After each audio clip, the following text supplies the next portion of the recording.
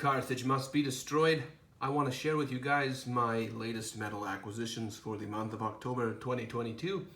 Now I have been quite busy painting things for a coming up Kickstarter, shipping out other Kickstarter decals, which have been completed, by the way. I finished shipping all of that stuff out. So if you backed my Kickstarter, the last one, the decal series number 2, those should be coming to you soon if you have not already received them already.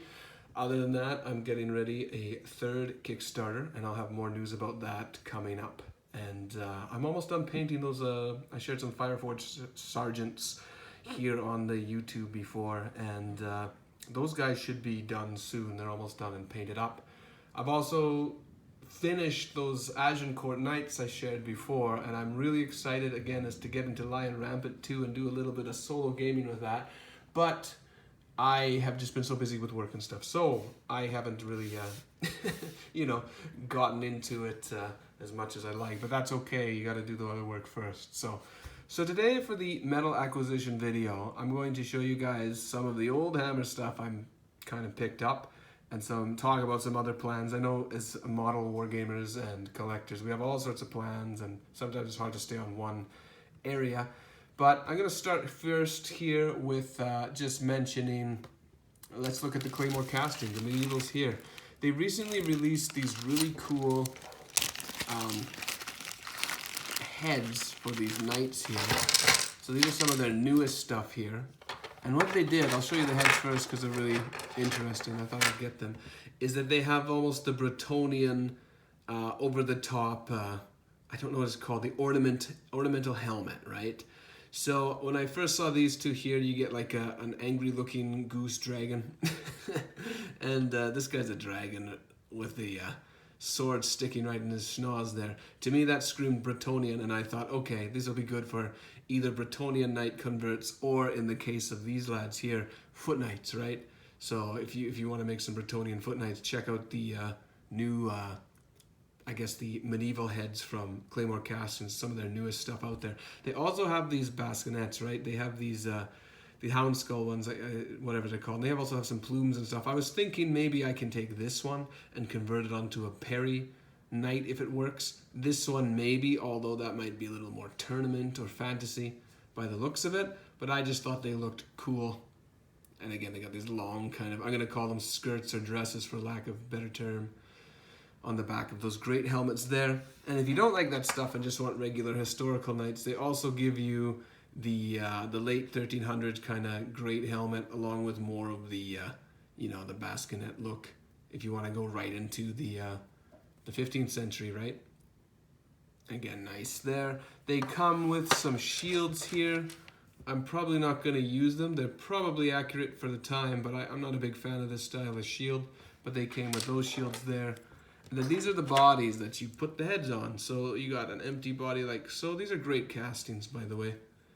Claymore looks like they do some good stuff. These are my first Claymore casting miniatures, and so far they look nice. I know a lot of people paint them up for the what's it called, the 15th and 14th century. Probably mostly the 1300s, to be honest, because I think they do more of like I want to call it the middle 100 Years War era, that kind of stuff.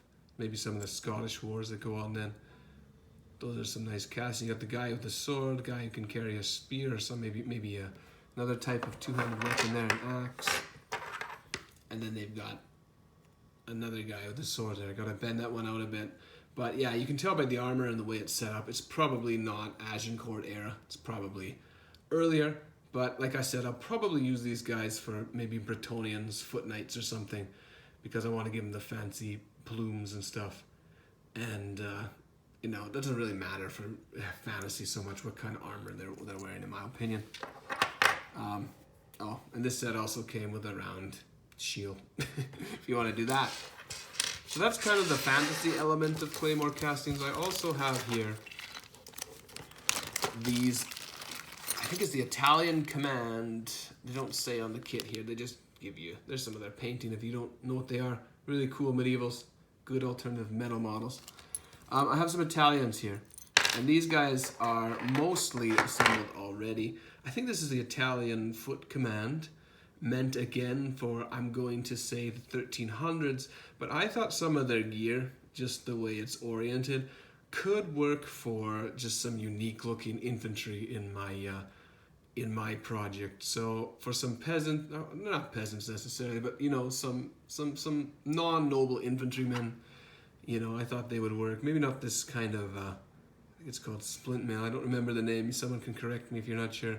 But I thought this like brigandine look and these kind of looks here. Even though they're Italian, they might fit somewhere in the French force, you know. Again, this lad here, I mean, he doesn't have the plate mail and he's not as heavily armored, but you know, maybe for a poor guy on the battlefield, he'd fit in. Got grandpa's armor on or something. If not, I got some cool stuff to paint. This set also came with a musician, and the way he's dressed, I think he doesn't have armor on, you know. He's two pieces here. I'm not sure why they did that, but he's two pieces here.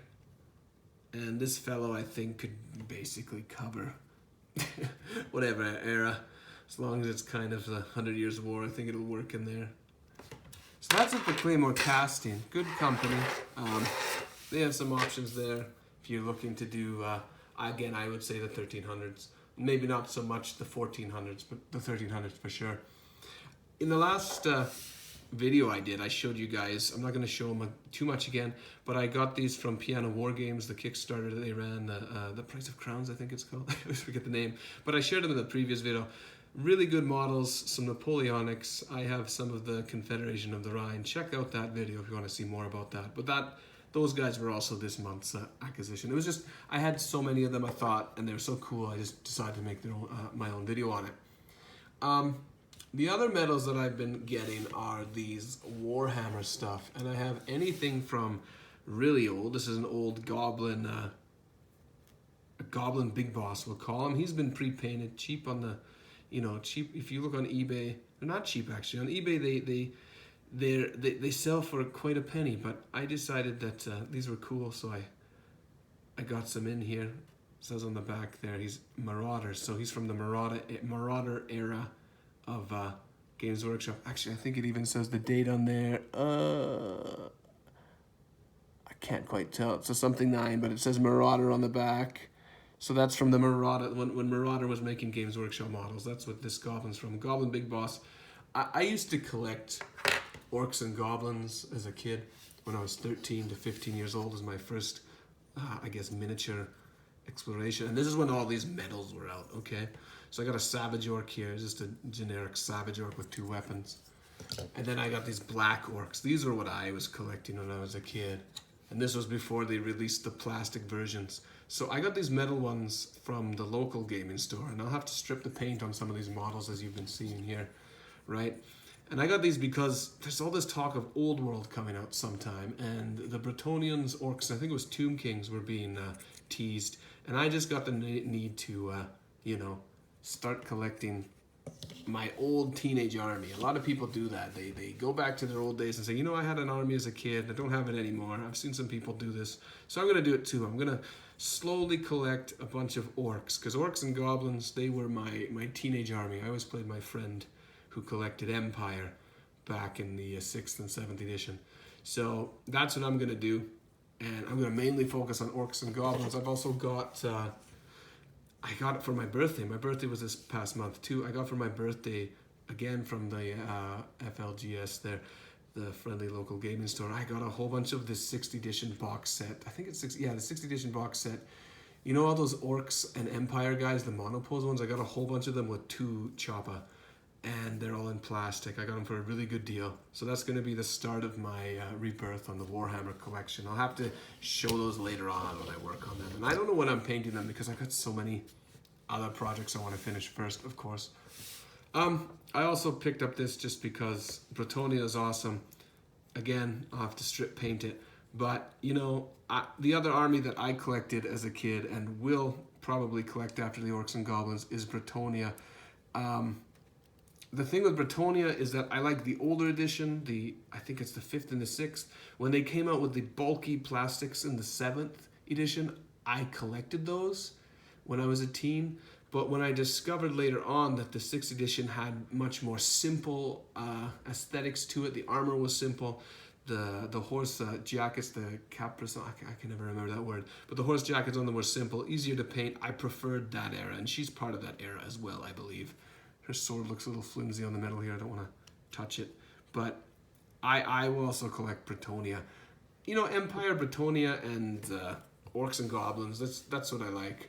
So for Old Hammer, for Warhammer, if they've released the new stuff that they're kind of the old world stuff they keep teasing. If that comes out, I'm probably going to start with Orcs and Goblins first and go old school with old plastics, old metals, and then if they release anything new that kind of matches that old Orc style, like you know, for example, in the Games Workshop store, they have Savage Orcs that are not the metal ones. They have plastic versions they eventually released. They still fit this aesthetic, even though they're sculpted a little different. They're still that kind of like hulking orc look. That's fine, right? Or the Ard Boys that they released in plastic, I think in the 7th edition. I have some of those as well somewhere, but they'll match you with that. That kind of stuff I'm all cool with putting in the army. The last thing here, I'm going to show you guys V&V miniatures. It's not metal, but I just thought it'd be cool to talk about it since I don't think I'll make a video on its own, but I will share it later. I got these plastic horses in, and I'll probably share more later when I do them up. But I think it's Simon Schick on Facebook there, excellent painter, and big hobbyist for historicals from what I've seen. He had this idea where he takes the Agincourt Perry Knights and he mounts them on these V&V resin models. And these horses are more or less the same size as the Perry, I want to call them the Perry Agincourt and the later 15th century knights, the horses that they have. But they're about the same size, the horses there. But these guys have the jackets on them, right? So I thought, you know, the Perry ones are just basically more historical, where they're bare or they have a bit of chain or plate on them. But I would like to do as Simon basically did, take these kind of Crusade era horse heads off and convert them with Perry heads instead, and then paint the whole heraldry on the side. It may not be accurate for that era, because I think, as I've read anyway, that was more for show instead of battle, but I think on the game field, having a bunch of knights run in with a full horse jacket with their coat of arms on it would be really cool. So that's why I got some of these, kind of copying Simon's idea there. He has a blog that I can maybe link in the description. He's also shared on Facebook. But yeah, you see these horses there, I think are a little different from Perry, the horse heads anyway. The horse heads are a little different from Perry, and they're more, I suppose, Crusader era horse heads, but they're very similar to the Perry size. And when I actually have more to say about these conversions, when I get to it, I'll share more with you guys. And maybe that'll come in the next year, because that's eventually I'm going to do some more horses for the Agincourt stuff I want to do. So that's what I got for October, on top of all those plastic orcs that I'll share another day, maybe next year again, or whenever I do that project. But that's my metal acquisitions for October.